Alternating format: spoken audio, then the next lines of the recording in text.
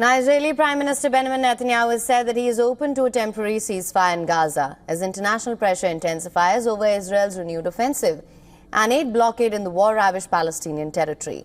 Netanyahu said he would only agree to a temporary truce to release the remaining hostages, noting that 20 of the 58 hostages held in Gaza since the 7th of October 2023 are known to be alive, and Israel will employ military and political pressure together to bring them back. If there is an option for a temporary ceasefire to free additional hostages, and I emphasize a temporary ceasefire, we'll be ready. In an hour-long press conference in Jerusalem, the Israeli Prime Minister laid out conditions to end the war, which also included the implementation of the US President Donald Trump's resettlement proposal. Netanyahu said the war in Gaza will continue until Hamas is disarmed and the Palestinian enclave is under Israeli military control. I am ready to end the war on clear terms that will ensure Israel's security.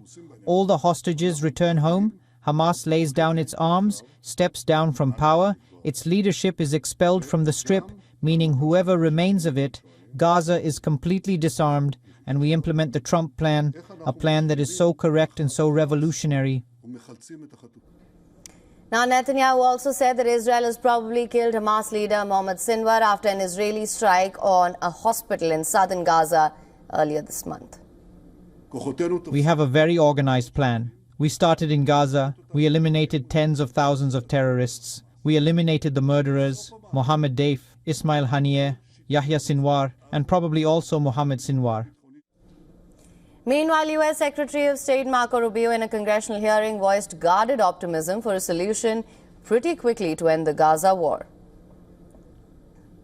I've said this a number of times in the past, so I don't want to get over my ahead of myself or over my skis, but I have some level of optimism that we may have breakthrough achievements here pretty quickly, hopefully, on an end to this and the release of all the hostages.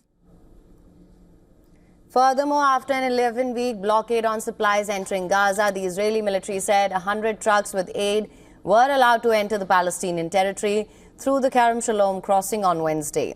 However, these minimal supplies have not made it to Gaza's soup kitchens, bakeries, markets and hospitals, according to aid officials in local bakeries that were standing by to receive the supplies.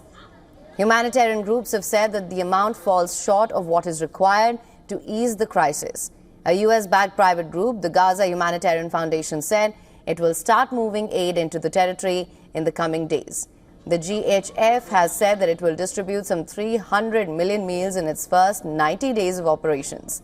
The United Nations and traditional agencies said that they will not cooperate with the foundation, which some have accused of working with Israel. On the other hand, hundreds of families in various parts of northern Gaza fleeing Israeli strikes continue to head towards Gaza City. The International Organization for Migration said more than 97,000 people were displaced in the past 4 days.